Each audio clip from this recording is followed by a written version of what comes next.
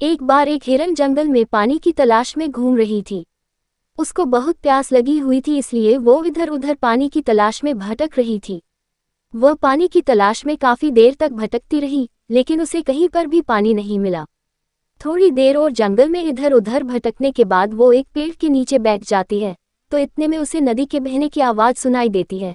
तो हिरन उसे पेड़ के नीचे से उठकर फौरन पानी की आवाज की तरफ आगे बढ़ती है। तो वह देखती है उसे के सामने एक बड़ी सी नदी बह रही है।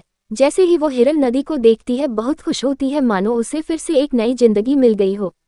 वह तुरंत दौड़ती हुई नदी के पास जाती है और जैसे ही पानी पीने के लिए अपना सिर को झुकाती है, तो उसकी नज़र अपने राइट साइड पर पड़ती है। वह जैसे ही अपने राइट में देखती है तो उसे शिकारी नजर आता है, हाथ में तीर लिए हुए निशाना तान के खड़ा हुआ। फिर जैसे ही हिरन की नज़र अपने लेफ्ट साइड में पड़ती है, उसे झाड़ियों के पीछे एक शेर नजर आता है। अब हिरन पानी वानी सब भूल जाती है।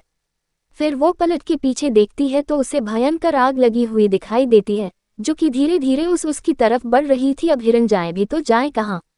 बेचारी हिरन राइट में देख रही तो शिकारी नजर आ रहा था, जो कि निशाना तान के खड़ा था, और अपने लेफ्ट में देख रही तो शेर खड़ा नजर आ रहा था, और सामने गहरी लंबी चौड़ी नदी अपने तेज वेग से बह रही थी और पीछे आग लगी हुई थी। मतलब उसके लिए चारों रास्ते बंद हो चुके थे, चारों तरफ से मुसीबत आ चुकी थी। अब हिरन सोच में पड़ जाती है। अब वो ये सोचती है कि चारों तरफ से मुसीबत आ चुकी है तो मैं अपना काम करके क्यों ना मरूं, क्योंकि मुझे वैसे भी तो मरना है, तो मैं पानी पीकर क्यों ना मरूं। इतना सोचकर वह हिरन अपना पानी पीने में लग जाती है। लेकिन थोड़ी देर के बाद जैसे ही हिरन पानी पी रही थी, उतने में ऊपर से काले बादल छा जाते हैं। बादलों से बारिश होने लग जाती है, तो जो आग लगी हुई थी वह आग बुझ जाती है और पानी के कारण शिकारी का निशाना चूककर शेर को लग जाता है, और शेर की नज़र पड़ती है सीधा शिकारी पर, तो शेर शिकारी के पीछे लग जाता है।